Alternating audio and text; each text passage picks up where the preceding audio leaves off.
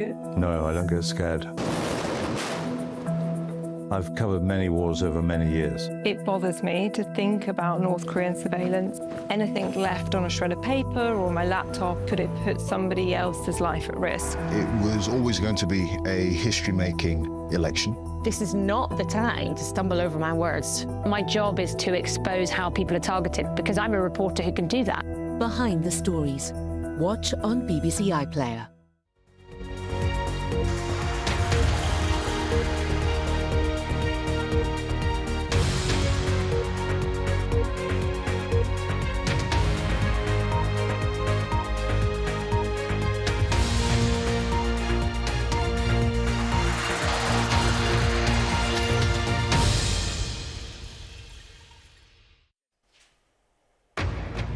At 10, his fall from grace is now complete. Huw Edwards is spared jail but receives a suspended sentence for making indecent images of children.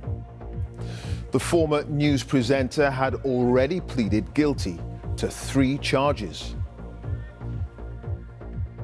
We'll analyse the sentence and what the case means for the BBC, which says Edwards betrayed the audiences who trusted him. Also tonight, an end to the junior doctors' pay dispute. They accept a 22% rise. The government says the deal is key for the NHS. Now we can draw a line under this bitter dispute, cut waiting lists and get our NHS not just back on its feet but fit for the future. The moment the suspect, Ryan Routh, is arrested on suspicion of attempting to assassinate Donald Trump. Condemnation over the incident from the White House. No place in political violence in America. None. Zero. Never.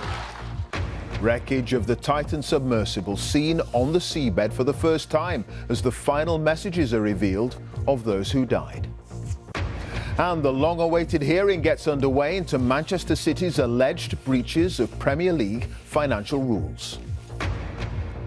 And stay with us here on BBC News for continuing coverage and analysis from our team of correspondents in the UK and around the world.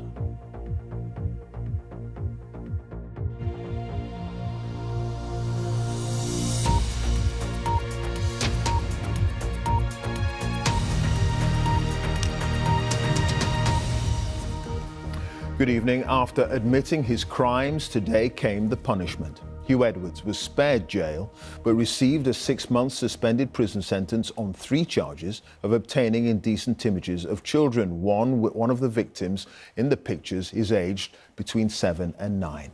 In all, 41 illegal images were sent to the former BBC News presenter, with his lawyer telling the court Edwards was profoundly sorry and that he recognised the repugnant nature of the images. The BBC says Edwards betrayed not just the corporation, but the audiences who put their trust in him. His name is now on the sex offenders register for the next 7 years. Lucy Manning has our top story. Huw Edwards facing the camera. Not his usual one in the BBC studios, but the Metropolitan Police's after he was arrested. This, his custody photo. A far cry from his smart on-screen image. Mr. Edwards, do you apologise? Mr. Edwards, do you apologise for your crimes? Now a convicted sex offender, he came with a suitcase, prepared if his punishment was prison. The court heard disturbing and graphic details of his crimes, descriptions of the videos of children, including one as young as 7 that he looked at, and money he gave to another sex offender who sent them to him. The images were discovered in the WhatsApp messages of Alex Williams, who sent them to Edwards.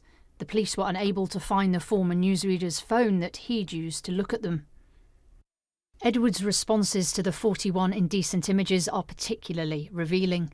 In one exchange, he describes the images Williams has sent as amazing. Williams then says he can try and get more videos. If you like, 13, 14, 15, 16. Months later, Edwards says, don't send underage. But in another exchange, when Williams describes images he's offering as young, Edwards replies, go on. As the judge sentenced him, he listened intently, emotional as the court heard about his mental health problems, his suicide risk, and an upbringing where his failure to get into Oxford left him feeling like an outsider at the BBC. Edwards, through his barrister, apologised. He said he wanted the court to know how profoundly sorry he was, that the images were repugnant, and he recognised the hurt done to those in them, that he had betrayed the trust and faith of so many people and hurt and damaged his family. But the police clear that when Edwards looked at the pictures and videos, exploited children were the victims here. Behind every image is a vulnerable child that has been violated, that has been subject to abuse, and the continuing sort of distribution of those images only goes to service that demand. Tonight at 10, thousands of police. Edwards was at the top of his career and the BBC, the man entrusted to tell the nation the Queen had died. BBC Television is broadcasting this special programme reporting the death of Her Majesty the Queen. Reading the news until he became it. Initially suspended by the BBC last year in the aftermath of separate allegations in The Sun that he'd paid a young vulnerable man for explicit photos. The BBC criticised for still paying him more than £200,000 after they knew he'd been arrested, said, "We are appalled by his crimes. He has betrayed not just the BBC, but audiences who put their trust in him." It's very difficult to see any way that Huw can come back. I think you should never say never in this industry. He certainly would never be employed as you know, the flagship presenter for a major broadcaster. Even those close to him had one view of who Huw Edwards was, which is very different from the one that's been revealed in this process.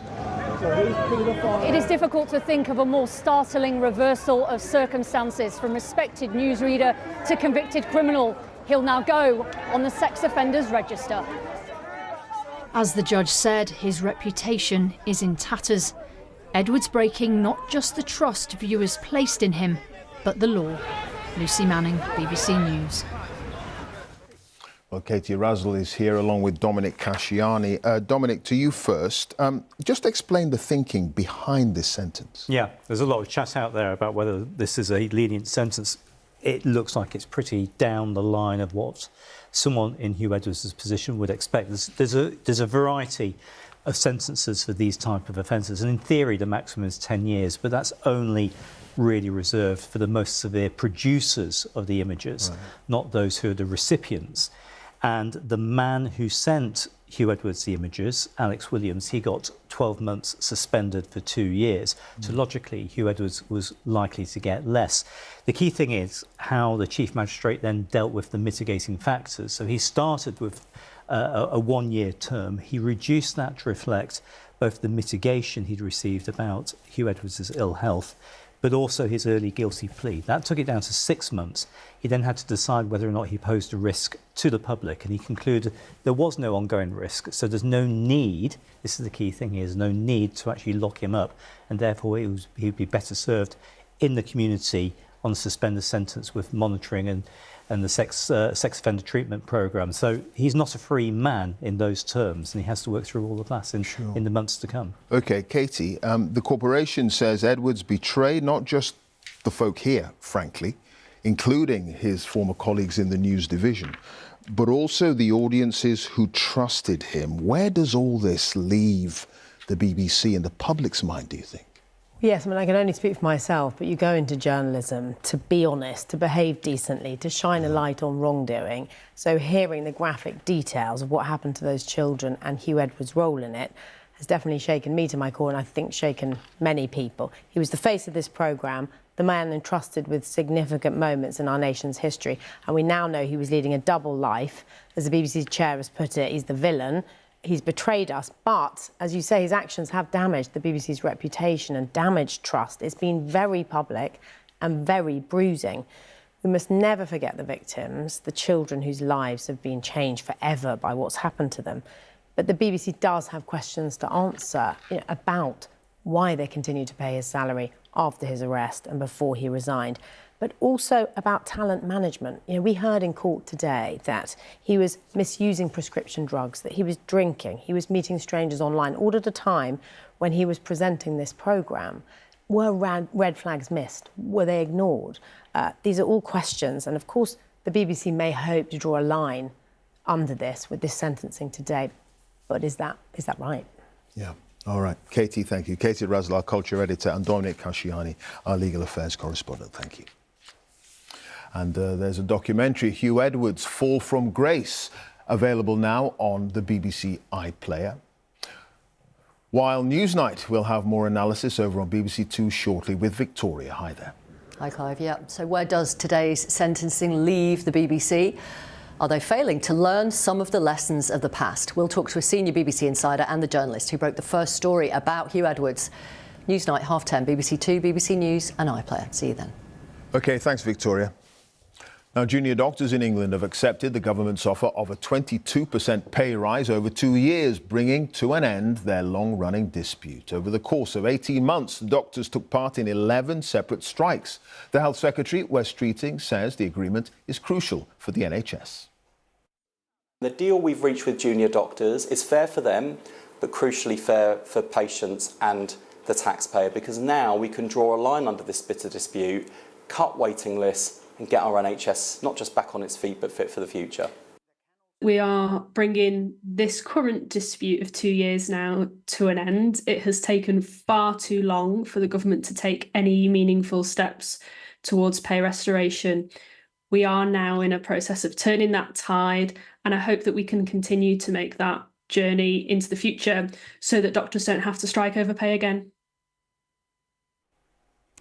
Huw Pym's here with me. We're heading to that crucial winter period, which is always awful for the NHS. But this time, no strikes. Well, that's right, Clive. Real relief tonight amongst NHS managers in England that this dispute is at an end as things stand, and we won't get disruption over the crucial winter period as we did last year. So let's look at the details of the deal which has been agreed. A 22% pay rise over 2 years. The government topping up a bit what the Conservatives have been prepared to offer last year and more for this year, and that has now been accepted. Patients will also be relieved as well, because if you look at all industrial action in the NHS in England since the end of 2022, a total of 1.5 million appointments and operations were cancelled, contributing to the backlog. Now, as we heard, Wes Streeting says he's pleased at this outcome because he feels it paves the way for the reform plans he wants to put into place. The BMA, though, say while they're pleased that their members have got this deal, which was much better than what was offered at the beginning, there is, quote, a long way to go in their pay campaign, and it is not over. So we may well hear more of this in the next wage round next year. All right. OK. Huw Pym, our health editor, thank you. The suspect arrested after an apparent second assassination attempt in 2 months on the life of Donald Trump has appeared in court in Florida. Ryan Routh was detained after Secret Service agents opened fire at a golf course where the former president was playing. They'd spotted an assault rifle in bushes a few hundred yards from Mr. Trump, who was unharmed. Sarah Smith has the latest from Florida. Driver! Go straight back! This is the moment officers ordered Ryan Routh out of his car, hands above his head, Keep walking! before he was swiftly handcuffed and arrested.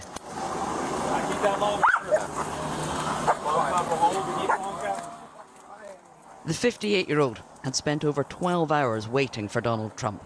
From North Carolina, originally. 2 years ago, he spoke to Newsweek from Ukraine about his attempts to recruit volunteers to fight invading Russian forces. If the governments will not send their official military, then we civilians have to pick up the torch and make this thing happen. In one social media post, he said he was prepared to die in Ukraine. In another, he mentioned voting for Donald Trump in 2016, but claims to have become disillusioned. Donald Trump was playing golf on his own course when Secret Service agents spotted a rifle sticking out of the bushes.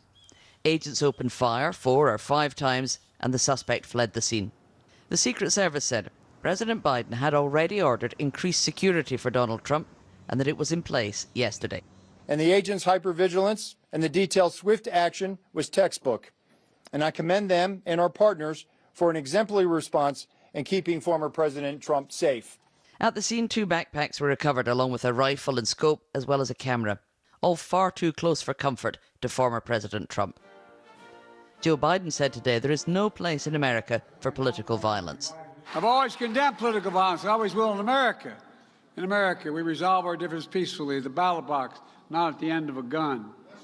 America suffered too many times the tragedy of an assassin's bullet. Take a look at what happened.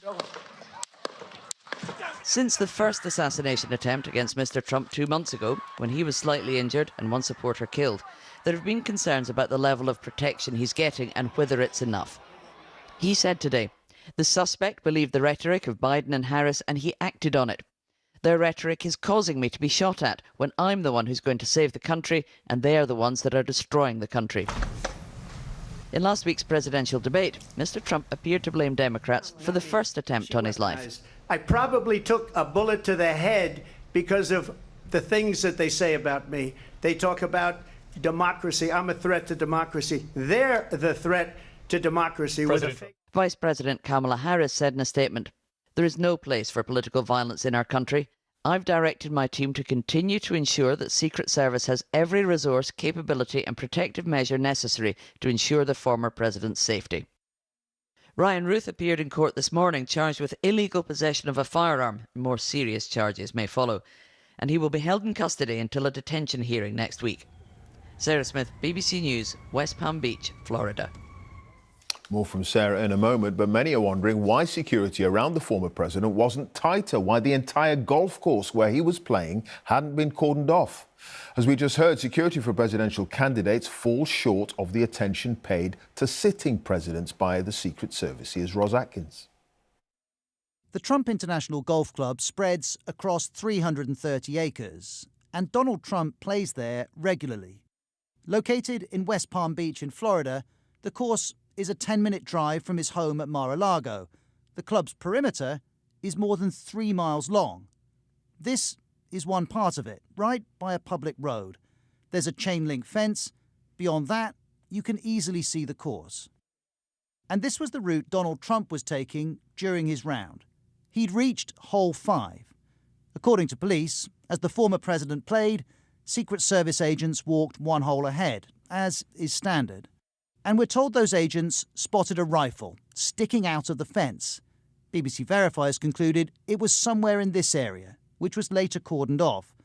Police say Donald Trump was between 300 and 500 yards away, within range of the rifle. These events in Florida happened while Mr. Trump's safety during this election campaign was already under greater scrutiny because of a major security failure in July. At a rally in Pennsylvania, a gunman shot at Trump, hitting his ear and killing a bystander. The head of the Secret Service resigned days later. The Secret Service said they had increased the amount of assets protecting Donald Trump. But Mr. Trump isn't president, and that's a factor. At this level that he is at right now, he's not the sitting president. If he was, we would have had this entire golf course surrounded. But because he's not, the security is limited to the areas that the Secret Service deems possible. This raises questions about what is possible and if the candidates in this presidential election can be kept safe, especially in locations they're known to visit frequently. And while Americans seek answers, the authorities say the threat level remains high. Ros Atkins reporting there. Let's return to Sarah in Florida. Will we now see, do you think, Sarah, tightening up of the security around not just Mr. Trump, but also Kamala Harris?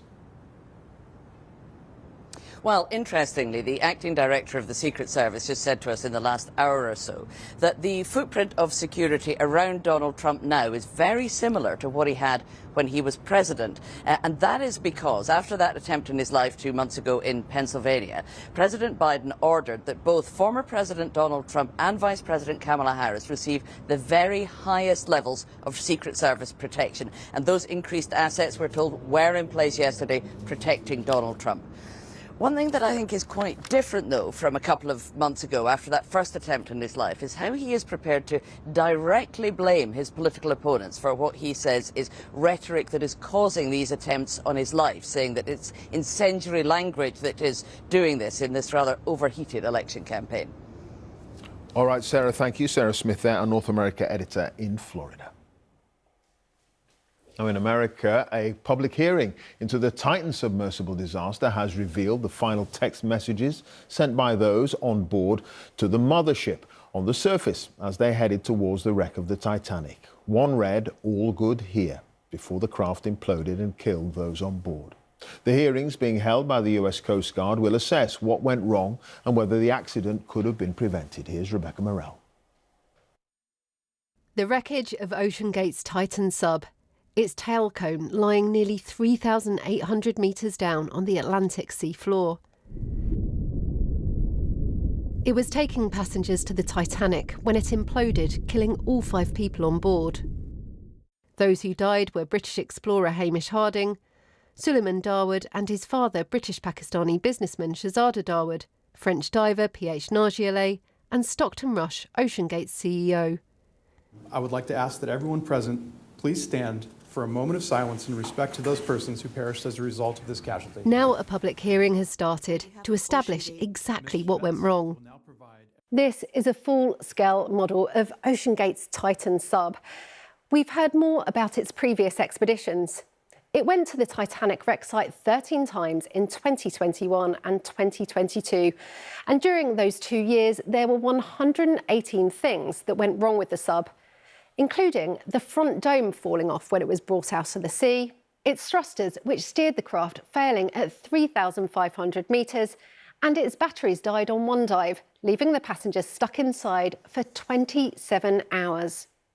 We also learnt the timeline of its final dive and the last few text messages sent between the sub and the surface. Titan began its dive at 9:14 in the morning local time. At 9:18, there was a communications check. After that, comms were patchy. About an hour into the dive, at 10:16, Titan sent a message saying, "All good here." And at 10:25, at a depth of 2,600 metres, it said it was to the southeast of the Titanic's bow.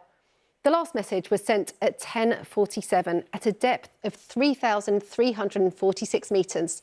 Titan said it had dropped 2 weights. After that, communication was lost. The sub had imploded, but there's nothing in the messages to suggest that the passengers on board had any idea that anything was wrong. The meeting heard why Stockton Rush didn't want an independent safety assessment. Stockton's first issue was time and cost. It could take too long and way too expensive. It's ridiculous. And in his words, it stifles innovation. I said, well, you could still be innovative. The hearings into the Titan disaster continue for 2 more weeks. Rebecca Morell, BBC News.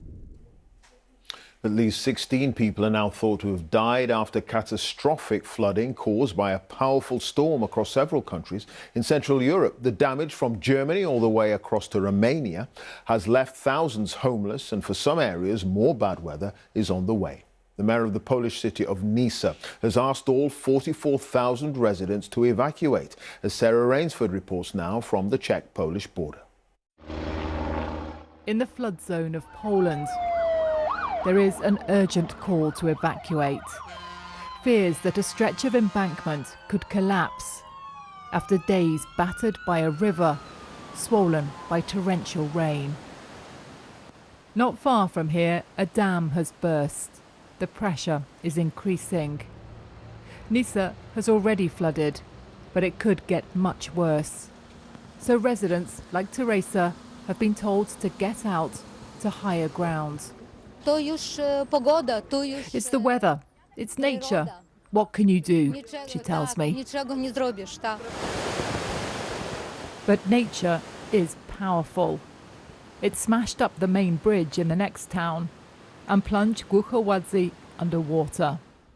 When the flood subsided, there was chaos and filth everywhere.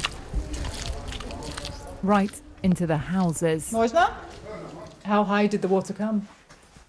The water come to this. Krzysztof and his family had only just decorated. All this was brand new. Everything is damaged. Everything, money, what we have was from repaired, and now we don't have nothing. Just water everywhere. His neighbour tells me she fled when the water came rushing in. Was it scary when it was coming? Yes, I'm scared. Recovering from this won't be easy. And the danger still hasn't passed. Sarah Rainsford, BBC News, in Huw Edwards. At least 2 people have died after wildfires spread in central and northern Portugal. Villages have been evacuated and motorways closed while the EU has been asked to send more water-bombing aircraft. Portugal's experiencing unusually dry conditions with strong winds fanning the fires. Now, they've been the Premier League's powerhouse team for more than a decade, but now Manchester City are facing the biggest disciplinary case in the history of English football. An independent commission hearing into alleged breaches of Premier League financial rules has begun, with the club facing 115 charges. They deny any wrongdoing, but if found guilty, possible sanctions could include a fine, points deduction, or even relegation. Here's Dan Rowan. Manchester City, champions again. They've achieved unprecedented domination of English football. Manchester City this year becoming the first club ever to win 4 top-flight titles in a row. But off the pitch, the champions have also been fighting a catalogue of Premier League charges over alleged financial rule breaches. Are you confident? This morning, Lord Panic KC, who's heading up City's legal team, arrived for the start of an independent commission hearing into the case in central London. The club denies wrongdoing, and on Friday, the manager addressed the issue. We believe we have not done anything wrong, so we go to independent panel and we are going to wait. The 115 charges relate to 14 seasons after City's Abu Dhabi takeover in 2008 transformed it into one of the richest clubs in the world. They include 54 counts of not providing accurate financial information, 14 counts of not providing full details for manager and player payments, and 35 counts of failure to cooperate with the Premier League's investigation. City have long denied allegations they artificially inflated sponsorship revenue by channeling investment from their owner via Abu Dhabi-based companies to help it get round rules that limit spending on players. Last month, the man in charge of the Premier League told me a case that had been dragging on for years was finally nearing a conclusion. We have a big, thick rule book, and part of any sporting competition is a commitment, a central commitment to uphold those rules. And whilst it does create difficulties, there is no happy alternative to enforcing rules. Everton were hit with points deductions for breaching financial rules last season, and City could be looking at a similar punishment or even expulsion from the league if found guilty of the most serious charges. Well, I think it would be a sporting disaster if my club's found guilty in the end, because Pep Guardiola and the club have done a wonderful thing, and the football they play and what they produced is amazing. Manchester City say they have a body of irrefutable evidence to support their case. But with the hearing set to last 10 weeks, they and their fans now face a nervous wait. Dan Rowan, BBC News at the Etihad Stadium. The Liberal Democrat leader, Sir Ed Davey, has called for further spending on health and social care, as well as reforms to the NHS. He's been speaking to Chris Mason at the Lib Dem conference in Brighton. There is a sunny and bright mood among Liberal Democrats. Little wonder they now have a record-breaking 72 MPs and a leader standing tall. We got our best ever results. Sir Ed Davey will tell anyone who'll listen he wants to focus on the NHS and social care. Do you accept, as the government says, that the NHS is broken? Broadly, yes. I mean, in so many parts of the country, it's under real stress.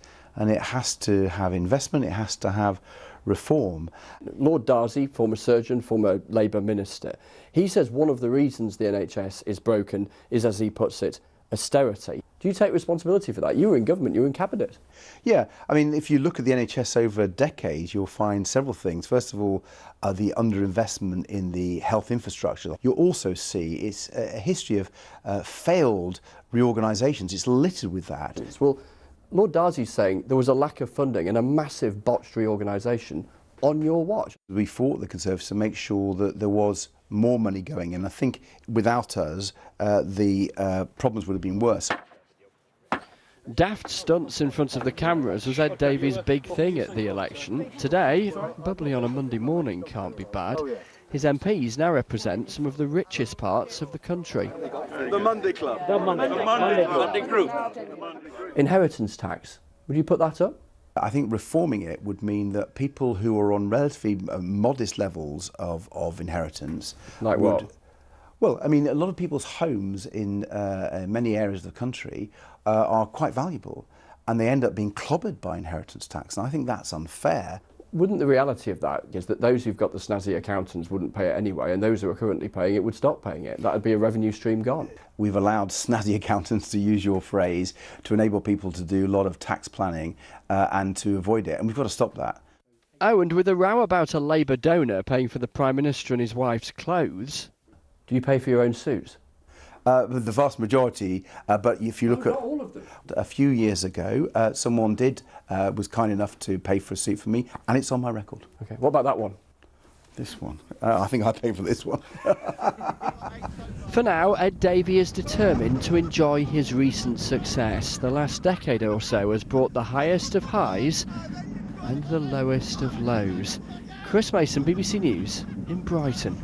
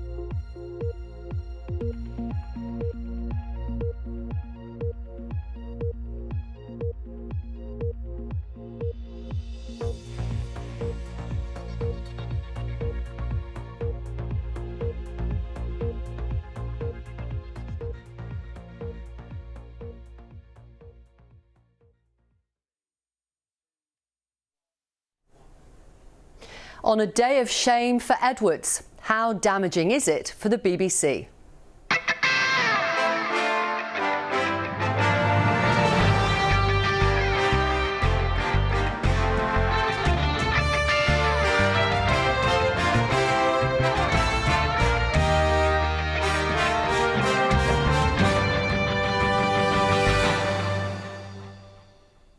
Hello, welcome to Newsnight, live each weeknight.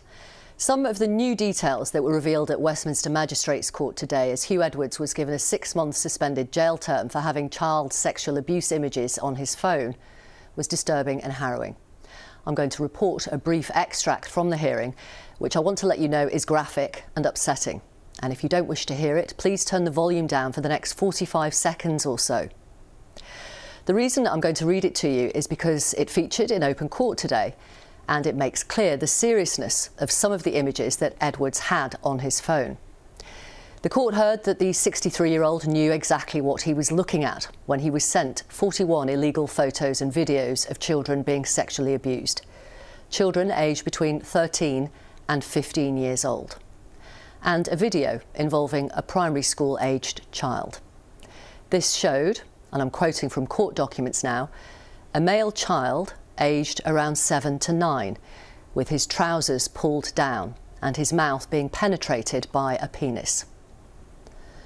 Some of the images sent to the ex-presenter had the ages of the young people in and used the word adolescence. When the man sending them, a now convicted paedophile called Alex Williams, asked if he wanted more images of young people, Edwards replied, "Go on." But also, Edwards told him, "Don't send anything underage." The court heard Edwards paid Williams by way of an apparent thank you, but said he didn't remember opening any of the images. The Chief Magistrate, in his sentencing remarks, said he didn't believe Edwards represented a danger to children. He believed he could be rehabilitated, was suffering from a mental health disorder, and his remorse was genuine. Here's what the National Crime Agency told the BBC today about the re-traumatising effect of such child sexual abuse images. Behind every image is a vulnerable child that has been exploited and has been abused. And every time that image is viewed, circulated and distributed again and again and again, leads to re-victimise that child and continue that level of abuse. The court heard the ex-presenter was profoundly sorry and recognised the repugnant nature of such images and the hurt that was done to those who appeared in them. Today's sentence completed the downfall of BBC News' highest paid presenter, a presenter that continued to be paid by the corporation after he was arrested last November. Top BBC bosses were told back then about the arrest by the Met, who asked senior management to keep it confidential. Last week, the BBC's Director General revealed he'd made a formal request to Edwards to pay back £200,000 of last year's estimated £475,000 salary. Today, the BBC said it was appalled by his crimes. So tonight, what are the questions still outstanding for the BBC over the way they handled this? Has the corporation really learned the comprehensive lessons after Stuart Hall and Jimmy Savile? Our panel tonight, political commentator Adam Bolton, who was a friend of Edwards but hasn't spoken to him or been in contact with him since last July. Former Shadow Culture Secretary Thangam Debonair is here. Later in the programme, we'll talk to former BBC Director of Television Alan Yentop, who was Edwards' boss for a period. First, we have the journalist who broke the original story for The Sun in July 2023 about a then unnamed BBC presenter paying a 17-year-old thousands of pounds in exchange for explicit images. Scarlett House, welcome to Newsnight. The mum and the stepdad of the young man who was paid that money by Edwards, who went to The Sun last year, what's their reaction to the sentence today? So they are absolutely devastated by the result of the sentencing. I spoke to the mother earlier on and she said that she was really upset by how soft it is, that a man who's in his 60s who received a video and images of children that young should be locked up. Also, there's also an issue here as well in terms of some of the remarks that were made that he's remorseful. They don't feel that he's remorseful because he's never apologised to them for what's happened to their son. He's never even spoken out about it, so they don't feel there's remorse there at all. Okay. And they told you, when they came to The Sun, of the way the BBC was investigating their complaint, and their complaint to the BBC was, please can Huw Edwards stop paying our son thousands of pounds in exchange for explicit images. What kind of things did they say to you about the BBC investigation? So first of all, they came to us and said that they had gone to the BBC originally to make a complaint about Edwards' behaviour towards their son, and that complaint was ignored, which is the reason they came to us. And after we published the story, the BBC launched an investigation, a fact-finding inquiry into what happened. Throughout the investigation, they felt that it was incredibly slow. Nothing was really happening. The stepfather would call the lead investigator multiple times to ask what had happened, what was happening, and Edwards, they said that Edwards hadn't even been interviewed during that time about the allegations, yeah, they were incredibly frustrated by what had happened. And there was a point, I think, when the investigator said to them along the lines of, and I'm paraphrasing, you can tell us the specific words, essentially, don't worry, there's something bigger coming down the track? Yeah, so they were very upset about, as I said, the progress of the investigation. An interview lasted, I think, about 50 minutes with them. The lead investigator, 50 minutes, yeah, 50 minutes, which is unbelievably short if you think about the amount of allegations they had and their claims. They spent 50 minutes with them, didn't even interview the mother properly. I think the lead investigator didn't even turn up to the interview.